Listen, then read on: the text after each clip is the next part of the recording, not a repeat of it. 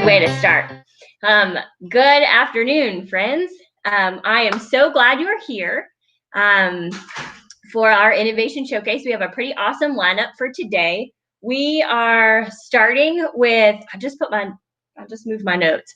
We're starting with Ann Berryhill, and she is currently a teacher at Parkwood Middle School. She's also been an ITF and an IC and all kinds of different roles in the district. So we're really excited to hear what she has to share with us today about choice boards and HyperDocs. Then we're going to move into Caitlin from Rockcrest Elementary is going to share with us Flipgrid and all the cool things that they have been doing at Rockcrest Elementary to engage students using Flipgrid. And last, we have Miss Hill, Megan Hill from Prospect Elementary. She's the media coordinator. I knew you were from Prospect. I was thinking of saying media coordinator from Prospect or Prospect media coordinator. And she is doing some awesome things with her specials team. And so she's going to share with us what that looks like for the students at Prospect Elementary. So we are so excited you're here. We are here every Tuesday and Thursday. We just have one more scheduled. We are planning on sharing next Tuesday. We have a lineup kind of in the works. One of which the presentations is about flipped learning. And we have a couple folks from Parkwood Middle School back with us to talk about flipped learning, and a high school teacher from Parkwood High to talk about flipped learning. So we are going to add a couple more folks to that lineup. And Tuesday was on the schedule, supposed to be the last one. I think that what we're going to do is we're going to plan on doing the Innovation Showcase once a week for the summer.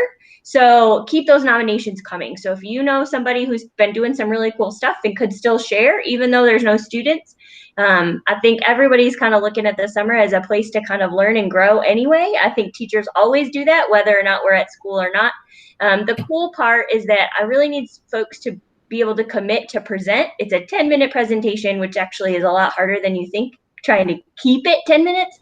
And then we'll just record them and we'll put them in the YouTube channel. And you can watch them, if you're at the beach or you are unplugging or you're in the hammock or you are just kind of hanging close to home, you could still watch them, and you could watch 5 of them in one day if you wanted to, rather than having to think about tuning in live. So please continue nominating so we have more folks to kind of pick from. So we can keep doing this at least once a week. I think it's 30 minutes of kind of some invigorating, fun stuff.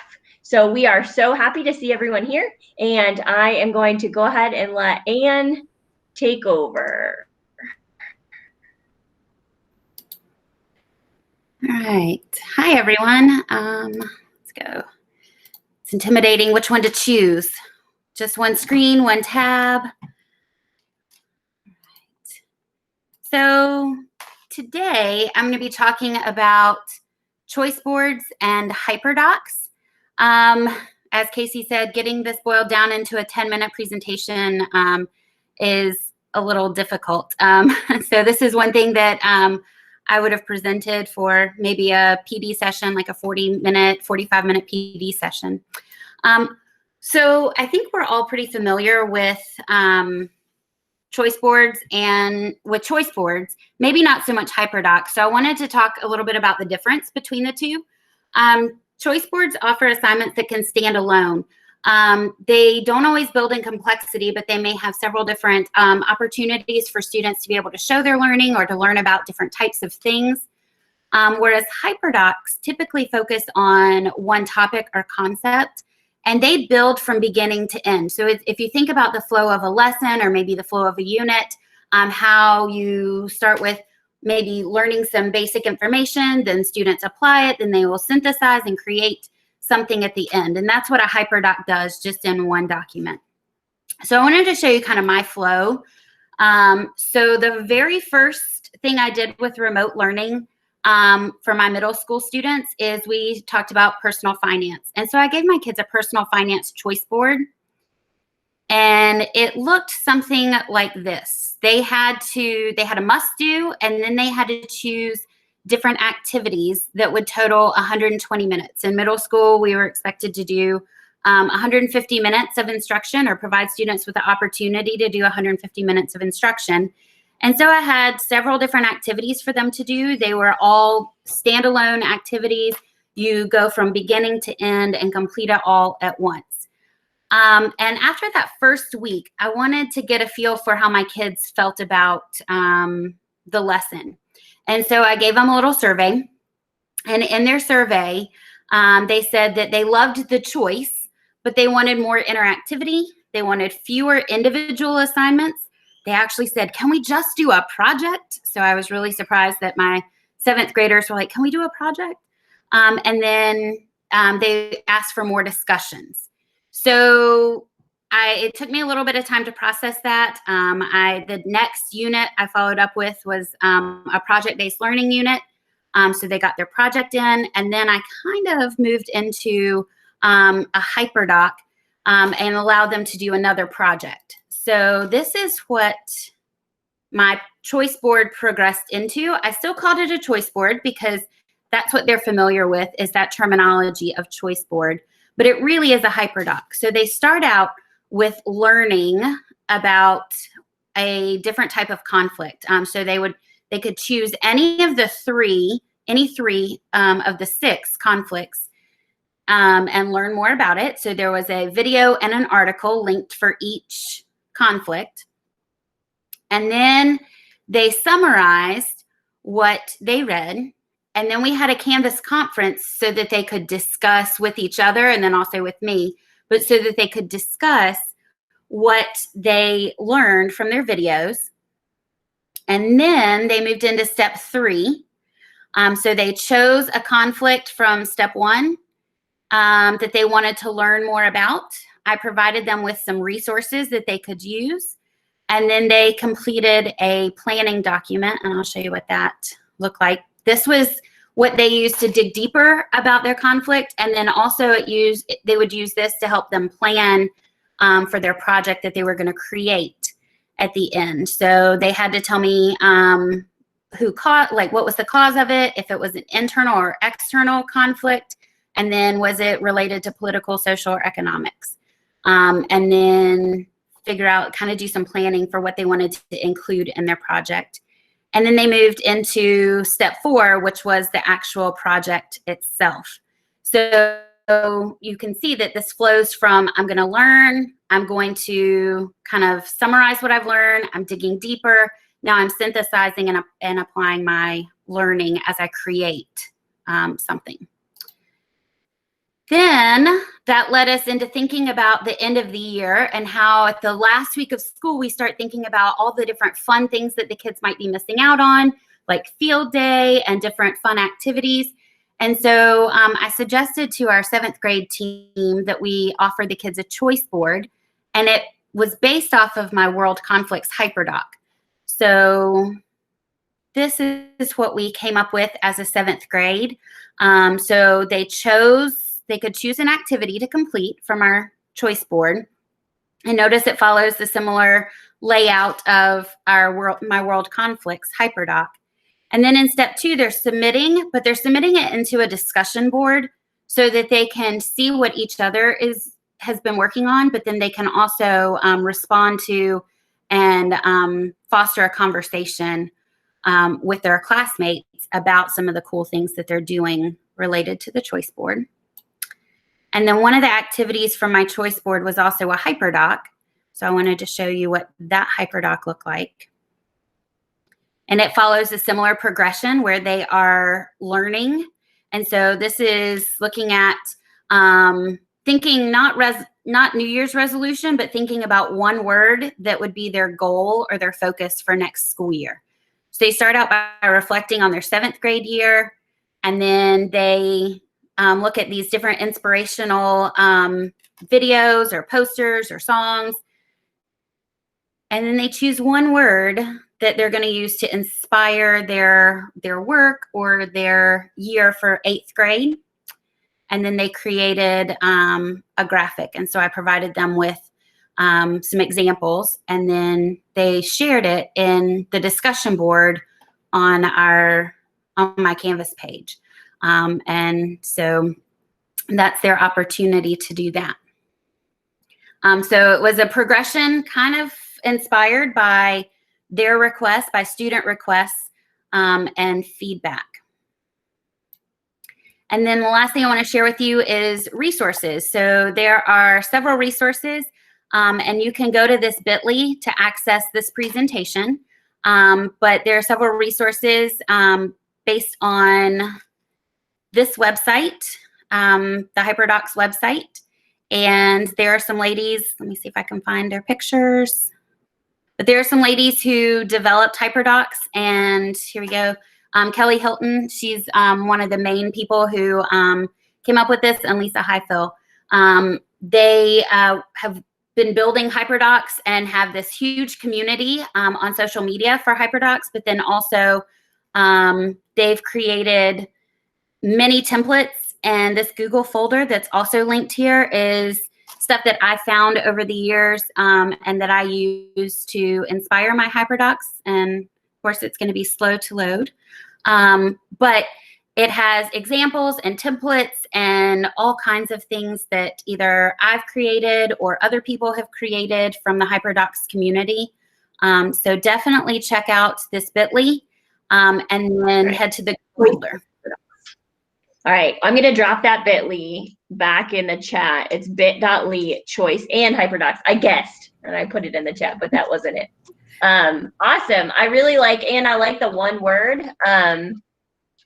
Hold on, I'm typing and talking at the same time, and I just can't do more than one thing at once. Choice and HyperDocs. All right, we'll try that one.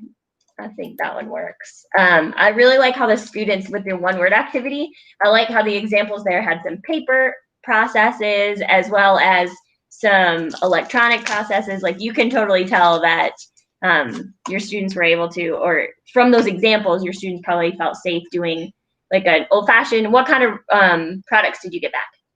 So far, I've gotten a, somebody did a poster from Poster My Wall. Some kids have done Google Drawings. One kid did a paper version and took a picture and had her mom email it to me. So I've gotten a wide variety of things from one word, but also even from the World Conflicts Choice Board. We've gotten a lot of different products.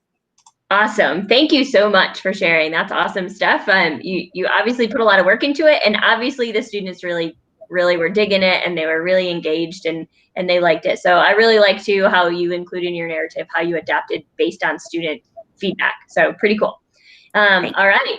Thank you so much, Anne. We appreciate it and all that you do for UCPS. Well, thank you. Caitlin, you are up. Are you ready to roll? This is Caitlin from Rockrest Elementary, and she is a Flipgrid expert. What do you think? Okay. Sure. I'm getting there. I'm not going to call myself that yet. Okay. Yeah, Caitlin. I'm going to teach you guys. Awesome. So Casey introduced us actually to Flipgrid a year or two ago in professional development. But during this whole COVID time, my mom actually reached out to me. She's a teacher assistant at the district that I attended growing up. And she said, Caitlin, you need to look at these videos. It's all the teachers, K through 12, posting videos about what they've been doing over break, and students were interacting with them and posting their videos as well. And I watched it and I said, oh, Mom, that's Flipgrid. I know what you're talking about. But what really caught me was the community aspect. One thing about Rockrest, we're big about community. You walk into our building and there's just an energy that you can feel walking through our hallways. And that energy is caused by discussion. And it's not bad discussion because kids are bored in line or getting in trouble. It's because they're admiring work on the walls. They're admiring their work and their peers' work. First graders will admire fifth grade work. Second graders will admire fourth grade work. And a lot of times they notice, oh, and there's our school bell. And a lot of times what they'll notice is, oh, wow, Miss Nail, in fifth grade, they learn the same thing as we do in second grade. So then what that allows us to do is step into a fifth grade classroom and co-collaborate. And that happens across the building all year long. And so that's what we were missing right now. We were missing that co-collaboration. And I thought, you know what? Flipgrid is that ability to bring our community back together and to bring our hallways alive again. And so that's what I wanted to do for Rockrest. So I actually was a little ambitious and I said, let's make a page for the whole entire school. So I'm going to go through a little bit of why I made decisions for the school and how it was able to bring our community back together. So I'm going to share with you my page. Okay, so one great thing about Flipgrid is it's so easy to access. And so this is our Flipgrid page for our whole entire school. What I wanted is an easy way for our kids to access it, all the kids K through 5. So all they need is this one code, and that one code will take them to all of these different topics. So first what you have to do is you have to create a grid. So I'm going to show you quickly here how to create a grid and why I decided to make some choices. So you just simply have to type in a title. And then this is a choice that I noticed was a little different from other people. This is how kids are going to access it. Because I was making a school-wide one, I kind of wanted to make sure the right people were getting on our school page. So I decided to click school email. That means the kids have to log on through their school email to access our page, or adults. You can make it public, which makes it a lot easier, but I just felt that was a little bit riskier for me since I was doing it for the whole school. Then this is the URL people would use. You simply hit next. Then this would pop up. This only pops up because I selected school email, and that's the way kids are going to access it. You then type in the end part of the email address that you want to be able to log on. So I included UCPS for the teachers, student UCPS for students to be able to log on. And then I did have a few parents reach out to me individually saying, well, I have a Gmail. I feel more comfortable with that. And I did put Gmail on here as well, because I knew only those parents would know that. So then all you simply do is click next, and your grid is live. So the next thing I wanted to show you guys was what you can put on your grids. And so like I said, my whole thing was bringing our community back to Rock Rest when we are not physically together. And so the great thing is, like I said, our students only needed this code right here in order to access all of these videos, which I think is fantastic. So we have 11 topics right now. And the first topic that I posted was simply, hey, what have you been doing? And it was great. We got teachers from all different grade levels responding, and we got students from all different grade levels responding. We were able to see them in a new light, and they were able to see us in a new light. And that really started our interaction that I really wanted, and I knew we were all missing right now. And what I love about Flipgrid is its videos, and so you can physically see each other. So I could see maybe my kids that I had 2 years ago, or my kids could see their related arts teacher. So after that, we started to add some academic conversations, which we love to have here at Rock Rest. And the great thing was all of these topics right here, they were accessible for kindergartners through 5th graders. This number talk that we had, it was a number talk that a kindergartner could see one thing and a 5th grader could see another thing.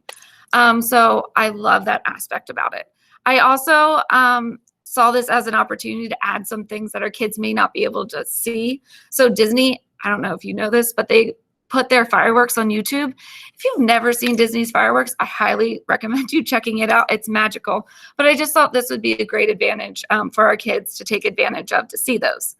And the most recent thing that we decided to do was, I don't know about you guys, but we have a talent show at the end of our school year, and it is one of the biggest things here at Rock Rest. And I was like, how can we make this possible? Flipgrid. So we are actually hosting our talent show live on Flipgrid. So we've had staff put up their talents. Students have put up their talents. We just saw one today. Students like, I'm learning French. And he said why he was learning French. And we may not have never known that about him. And this is what Flipgrid has been able to do for us. Also, I don't know about you guys, but our related arts team was really struggling with connecting with their students because they serve all of them.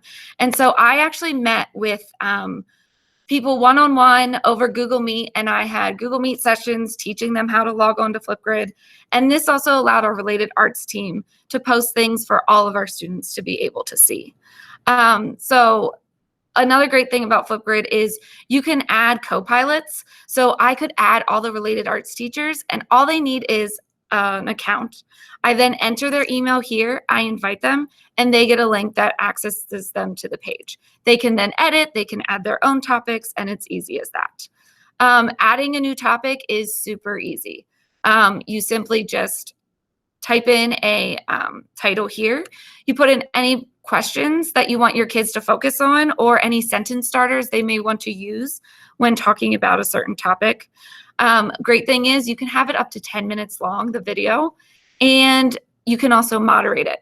Again, I was using this for the whole school. If you click this button right here to moderate it, it allows me or any other co-pilot to view the video first before it goes live, which was really important to me since we were going public for the whole school.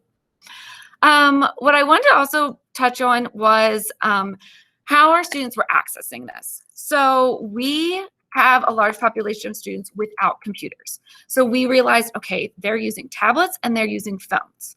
So the first barrier was getting them on Flipgrid. I actually was able to make a video that was short enough to send via text, and I texted it to all of my students. It showed them how to log on, it showed them how to create an account, and also showed them how to upload a video. I sent that to also teachers, and they then sent it out to their students. So that was one great tool that I used. But I wanted to show you how easy it is for students to access this on a phone or tablet. After they download it, this is the screen that they would see. They simply click Student, it highlights blue, and this is the next screen they see. They click Allow Microphone, Allow Camera. If they don't want either of those, they don't have to have them. Then it'll take it to their next screen.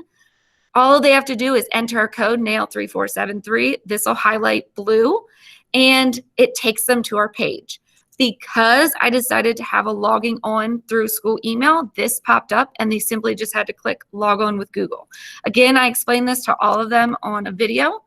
And then this is the screen that they see when they access our Flipgrid page. Again, with the one code, they had 11 different topics they had access to. They then just click on the topic that they want to post to. They click this this green plus sign to start their video. And one great thing about Flipgrid is there's options. You can pre-record your video, which is great for angles and things like that, especially if you have a talent that requires you to move around. If you see the 3 white dots right there, we use this feature a lot. We had our students who were not comfortable uploading themselves send us their video, and we uploaded it for them. Or I had other staff who didn't want to upload, or again, just didn't have the time, and they just sent me a text message and I simply uploaded for them. It was super easy. Or if you want to record live, you can always do that by simply pressing that red camera. Another great thing is you can pause. If someone's trying to interrupt your live video, you can hit that button again. It'll pause the video. Whenever you're done or they're done talking to you, you can resume your video. There's also great options of stickers and words that you can add to your video. When you're done, that triangle that's white will illuminate green, and it'll take you to your next page.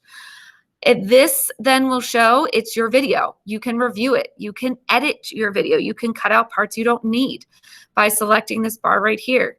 You then just hit that green button, and it takes you to this picture. This is really important. A lot of my kids were forgetting to take selfies. You have to upload a selfie before it goes live.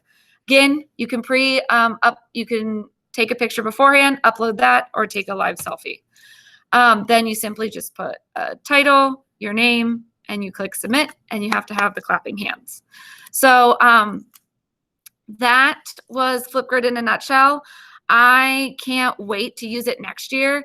I see us having our hallways back, but bringing our hallways alive in our classrooms through Flipgrid. We're going to have discussions, and we're going to be able to have those discussions K through 5 through Flipgrid. And maybe if we don't have all of our students, we're able to still have a discussion on Monday and Tuesday all about the same thing. So if you have any questions, feel free to always reach out to me. Maybe you can double. Yes. Awesome. Thank you so much. Great job. And I think that I would have been a little discouraged by having one grid for your whole school, but it sounds like you figured out a way to manage it and make it work and kind of streamline some of the process for how students get in there and record videos, and that's awesome. I'm excited. I can't wait to see some of the stuff that you get in your talent show. Oh, when did those videos do? It is great. It's very entertaining as well. Is it like awesome? I'm sure that that's pretty awesome. Yeah. Okay, awesome. Thank you so much. And Caitlin, for all the work that you do with Flipgrid at Rockrest, and sharing kind of some of the things that you know are hurdles for students, like the selfie and some of those pieces. That's a good heads up. You can tell that you're very scripted because I know that you have given those directions probably 1,000 times, haven't you? You did an awesome job. Thank you so much. All right, so last we're going to introduce Megan, and Megan is the media coordinator at Prospect Elementary. So I don't think we had any questions. Yeah, yep, we're just moving right on. So Megan, would you be willing to? Are you planning on sharing your screen? I probably will towards the end. No problem. You don't have to. If you want, only if you want. Okay. All right, go ahead, Megan. The stage is yours. All right. So what we did at Prospect is we initially started out with the specials team creating a slideshow and posting slideshows posting their lessons to the slideshows. And I used Flipgrid for my first couple ones, so I could see who or how many people were responding. So I got a lot of responses for my first lesson, and then it really dwindled down from there. And so I suggested to our Miss Cassius, one of our 4th grade teachers, suggested that we do a workout Wednesday to build community similar to Rockrest. And so, because we also, of course, love the community piece of our school, and we're really missing that. And so we did a workout Wednesday with our PE teacher, and we had, I think it was at least 38 people join, which was incredible. And so as a specials team, we decided to move our specials to Google Meet and have it every day of the week at 11:30. And so our art teacher and music teacher both have young kids, so they pre-recorded their lessons and sent them to me, and I facilitate the lessons, or not the lessons, but the Google Meet. And so I get onto Google Meet around 11:20 every day, and talk to the kids who are the early birds, and then we get started around 11:35. So I got tired of us just like staring at each other when we logged on to Google Meet. And so I found table topics. I don't know if anyone's familiar with that, but they're these little cards that have questions on them. And so, for example, today our table topic was, if you could appear on any game show, which would you choose?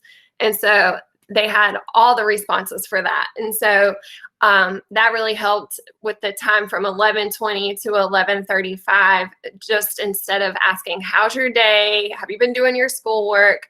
I started doing that. And then we also have Miss Bryant, and this is where I'm going to share my screen. Miss Bryant, who was on the Innovation Showcase, I think it was last week or the week before, she created an ABC countdown to summer. And so I added that into our specials talking time. And so let's see, today was dance day. Oh yeah. So we had music today, and then if they dance with their families tonight, then they're going to send me pictures or videos or whatever. And so it's building community and student leaders that way. And so so at home, they can either do what we've suggested as their lesson, or they can, now that we're in the ABC countdown to summer, they can do whatever the topic is for that day. So what we have done since then is we have uploaded our videos into what we call the Special of the Day archive. And so that way the kids that aren't able to join us at 11:30 every day can, or 11:20 when they start coming on because they're so excited, then they can go to the Special of the Day. And I have the link here, but I blocked the rest of it out. So so it wouldn't get on to the World Wide Web. But anyway, so they can join there. And then they have a reminder here that we have music on Monday, our teacher challenge Tuesday, workout Wednesday, make and take Thursday, which is art, and then fiction and nonfiction Friday. So for music, our music teacher comes up with a lesson that they can do at home for the teacher challenge Tuesday. That could be any teacher, any adult in the whole school that has a challenge for them. So some cool things that we've had have actually come from our TAs. And so one of them was a nature scavenger hunt. Another was to soak an egg in vinegar to make a rubber egg. And another one was baking. And so those are just some really cool things that the kids can do. And then Workout Wednesday is a workout with our PE teacher. Make and Take Thursday is an at-home art project with our art teacher. And then fiction, if I choose fiction, would be a read aloud using one of the databases that all of our students have access to through either the public library or with their school account.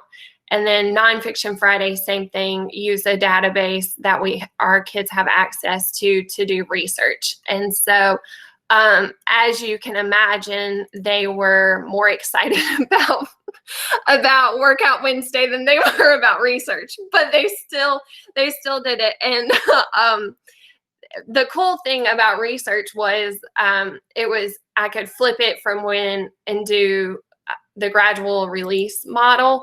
And so after they had done, or I had shown them what to do, then I could say, all right, why don't you present your screen and show us how we do all of those steps? And so they could be a leader in that way.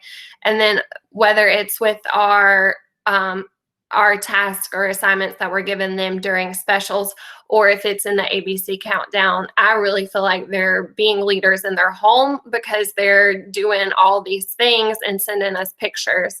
So that has probably been the coolest part of it, to see them working with their parents to accomplish whatever project we've given them. I love it. I love it. It sounds like you guys are rocking it. And the kids, I can imagine what did your, you were saying that you were using Flipgrid at the beginning, Megan, and you were kind of tracking and participation kind of started going down. Have you been able to track like how many kids have been watching some of these videos or tuning in live to the Google Meets? Yeah, so I write down every day who's there. And I would say we probably have a core group of like 10 kids that join us. And so I feel like that's pretty good because it's the middle of the day. They're not like at school. And some of our kids don't have access to internet. So I feel like that's a good core group. Yesterday, I think we had 23 or 24 kids join us. And a lot of times parents will join us. I haven't had a grandparent like actually do whatever we're doing, but I've seen some of that.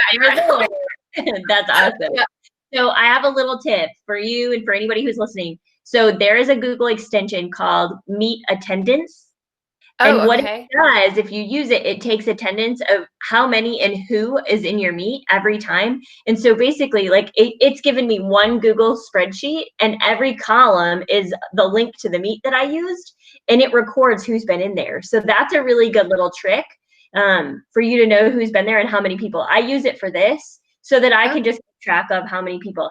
The other question the other piece of that has helped me is when I put these videos, when I take the recordings, I put them in YouTube because YouTube tracks the viewings versus just putting them in Google Drive. Because if you're putting them in Google Drive and students are accessing them through a URL, you don't know how many people are viewing it. But if you put it in YouTube, you can track your viewing. So that's been a perk for me, and I just wanted to share it. Is that what you're doing, Megan?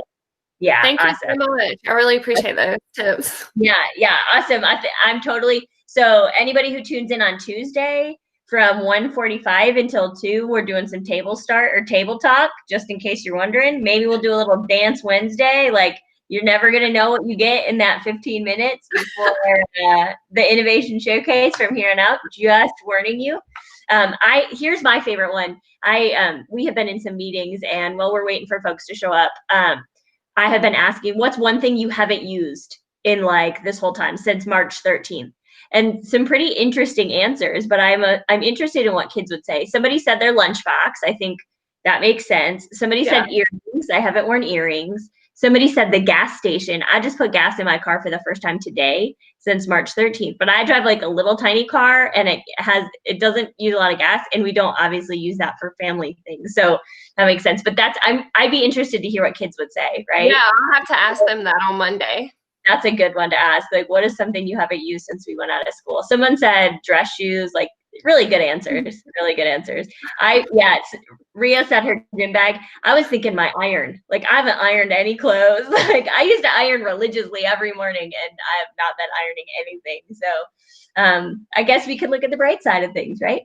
Awesome. Thank you, Ms. Hill, and all the specials folks that are making that magic happen for students, and the assistants and everybody that's working there, and Team Prospect to make that super fun and engaging for students. Thank you so much, Ms. Hill, for sharing. Thank you to Anne. Thank you to Caitlin, Parkwood Middle School, and Rockcrest Elementary School. You guys are doing awesome things. Keep up the good work. We will be back here for our last regularly scheduled Innovation Showcase on Tuesday at 2. Make sure that you check the schedule and you nominate some peers who have done some really cool things that you think wouldn't mind sharing for 10 minutes once a week, some of the cool stuff that they have been doing, so that we can continue to grow and innovate and do some awesome stuff to engage students in this very strange time. All right. Thank you, guys. Have a good afternoon.